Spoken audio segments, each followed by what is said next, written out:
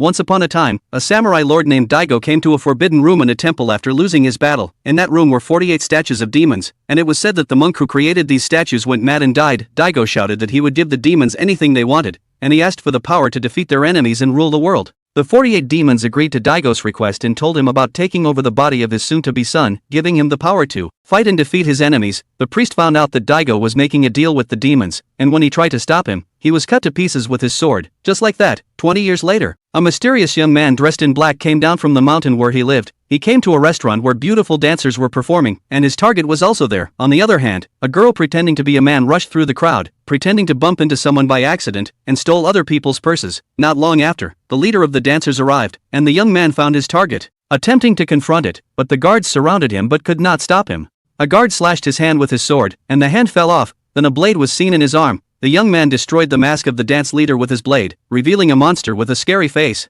The dancer transformed into a half-human, half-spider monster and began to attack him. The young man was dodging the spider demon's attacks. The demon attacked him with her arms again. However, the young man protected himself with the table, but the demon's arms penetrated his chest. The young man was not injured, but at the same time, the girl who ran away with the purse came to hide in the restaurant. As soon as she arrived at the restaurant, she saw the young man blowing up the monster while a broken hand moved on the ground.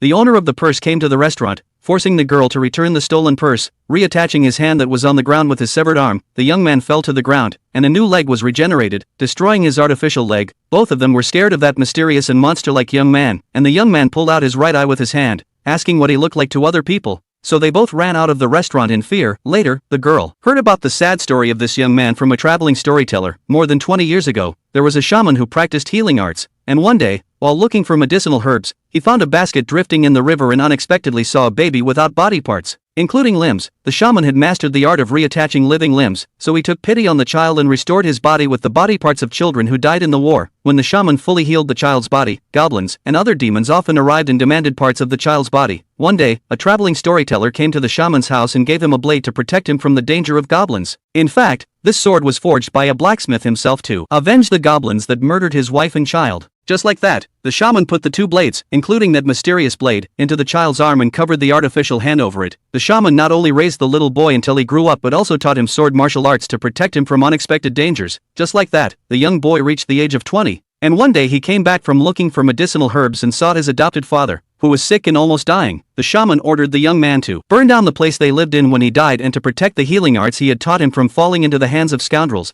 And the shaman died after having his left hand replaced with an artificial one. The young man, as ordered by his adoptive father shaman before his death, burned down the house they lived in. In the morning, he heard a voice in his ear, telling him that 48 demons had stolen his body and that if he wanted his original body back, he would have to destroy the 48 demons with the blade in his left arm. The traveling storyteller told the girl about this, and by now the young man had even killed his third demon. The girl became interested in the mysterious young man and started following him to make friends. Since neither of them has a name yet, the girl named herself Dororo and the young man named Hyaki Maru. Dororo asked about the blade in his left arm, but Hyaki Maru didn't answer and threatened her with his sword to stop following him. However, Dororo didn't listen to him and followed him, and when they came to a stream, they saw a child about the height of a man. Dororo thought the child was a demon and scared, telling Maru to quickly destroy it. However, Maru was still playing with the child and explained to her that the child was not a demon but a collection of the spirits of 20 dead children. While they were resting in the ruins of the temple, they met a couple who abandoned their child in this temple because of the war and lack of food. As for Dororo, she herself was an abandoned child, so she got angry and attempted to kill both of them, but Maru stopped her. Just like that, the two of them continued to travel around the neighborhood, meeting the village chief, who invited them to rest at his house for a while. When they arrived at the house, they were greeted by a woman who seemed to be the man's wife, along with many children who looked almost too similar to each other. While having dinner with the village chief, Maru asked about the ruined temple that they found in the afternoon, and the man explained that the nunnery raised the children who had been abandoned and that not too long ago, all the people in the nunnery were destroyed by a terrible lightning strike. When night came, while the two of them were sleeping, the children transformed into moth demons and began to enter the room to eat the two of them. Maru, who was very cautious, jumped down from the ceiling and destroyed moth demons with his blade. Just like that, the two of them went down to the basement through a secret house and found many monster eggs along with the bones of many dead children. Just like that, the two of them continued to enter the underground tunnel, and when they went upstairs, they found a large dark room with children's toys. Maru explained to Dororo that the wife of the village chief was a monster and that her children ate abandoned children there. Dororo called the villagers, revealing that the wife of the village chief was eating all their children and that there were many monster eggs. When Maru attempted to attack the moth demon, her husband, the village chief, stopped him. While dissuading the village chief from doing bad things, the moth demon stabbed both Maru and her husband from behind. Although Maru was not hurt because it was not his real body, the village chief died.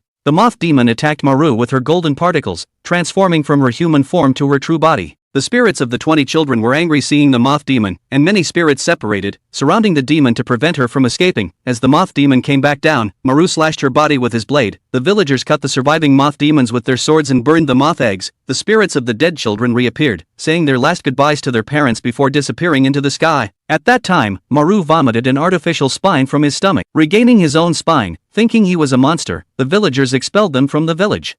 Just like that, Maru and Doraro arrived in a forest and were attacked by a cherry blossom tree monster. The tree monster blew them away with cherry blossoms, sending them both flying away. When the tree monster attempted to devour Maru with her red hair, Maru cut off her with his blade, and it hid in the trunk. Maru slashed the tree monster's body with his blade and finally detonated her head, causing his artificial left ear to fall to the ground and regenerate a new ear. The next monster they faced was the lizard that held Maru immobilized with his body, and Doraro pulled him out with all her might to save him. The lizard then wrapped its tongue around Maru and tried to devour him, but Doraro jumped on his head and stabbed it in the eye, causing the lizard to release Maru. Lizard got angry at Doraro and tried to fight with his long tongue, but Doraro wrapped his tongue around a tree, and Maru destroyed it by cutting it right down the middle. Then, Maru jumped into the lizard's mouth, pierced its stomach with his blade, and came back out after exploding it. When the lizard died, the rain suddenly began to fall, and Maru regained his original voice. Another demon they had to defeat was the Heavenly Dog Demon, called Daitengu in Japanese. The Heavenly Dog Demon carried Maru up into the air, and Maru accidentally landed on his body but was immediately knocked down. Then the Heavenly Dog Demon brought a large rock with its feet and threw it at Maru's body, but Maru, who was very cautious, immediately dodged it. Later, while they were fighting fiercely, Heavenly Dog kicked Maru off the cliff, and while they were fighting on the cliff wall, Doraro threw a rock at Heavenly Dog from above. Heavenly Dog was about to attack Doraro, but Maru kicked him with his leg, destroying its body with his blade. Heavenly Dog knew that Maru was the son of Daigo, who made a deal with them, telling Maru the person he was to blame was his father, and the body exploded. After the Heavenly Dog Demon died, Maru regained his right hand, realizing that his curse was caused by his father, Daigo. Just like that, the two of them arrived at the border of Kanayama and Daigo, and from where they were, they could even see Daigo's castle. In fact, Doraro wanted to get revenge on Daigo for killing her father. Telling Maru what she experienced, the Daigo clan massacred the entire village, including Doraro's father, and her mother died in the snowy forest while fleeing from their enemies. Before she died, Doraro's mother told her to stop being a weak and worthless girl and be a strong one until she met a strong and intelligent man like her father. When he arrived in town, fighting back against the bullies, Tahamaru, his brother, noticed him and offered to work for him. Taking Maru to his house, Tahamaru introduced him to his mother. After seeing the pattern on Maru's cloth, she touched it with her hands and asked where they came from. Maru took hold of the woman's hand, looked back at his past, and realized that the woman he saw in front of him was his real mother.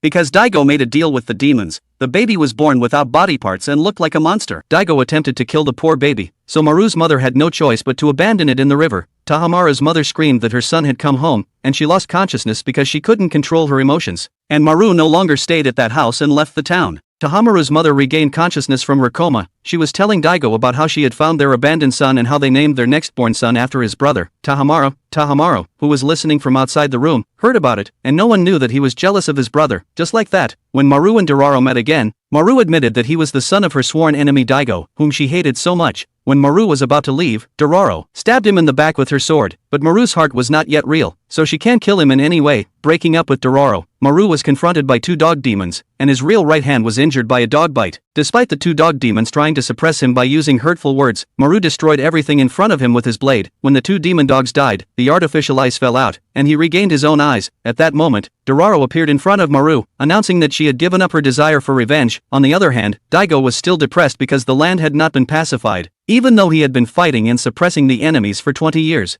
At that time, Tahamaru, who was jealous of Maru, was planning to kill Maru with his soldiers, saying that there must be only one Tahamaru. As for the two soldiers trying to kill Maru, they stabbed each other and died. While Maru and the remaining soldier fought, the soldier's sword broke and accidentally hit Tahamaru in the neck. Maru quickly finished off the soldier with his sword, and at that moment, Tahamaru's mother arrived, and without even looking at Maru, she ran towards her son Tahamaru. Daigo arrived and attempted to kill Maru, but Tahamaru's mother, Yuri, tried to stop him but was stabbed to death. Maru was angry at the bastard who killed his mother, and the father and son started fighting. The father and son were equal in strength and could not decide for a long time, and Daigo said that he did not regret selling him to the demons. Just like that, the two of them fought again, and Maru gained the upper hand. And even though he had the chance to kill his father, he released instead. At that moment, a demon took control of Tahamara's dead body and attempted to make a deal with Daigo again. The deal was for the demon to take over Daigo's body, bringing his dead son Tahamara back to life. Demons were about to rule the earth, so Maru tried to stop him, but to no avail. Daigo immediately agreed, sold his body to the demon, and transformed into a worthless, disgusting demon.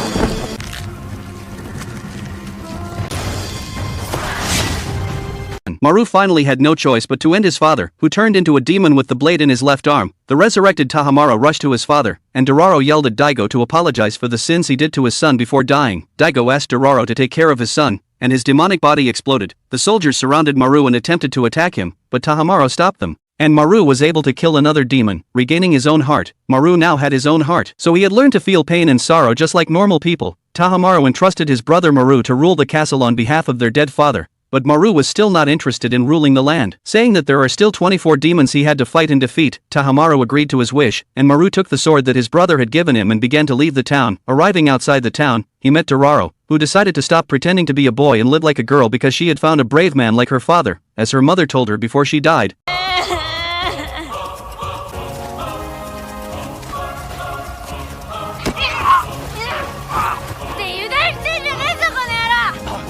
Just like that, Maru set out with Dororo to defeat the remaining demons to recover his body parts.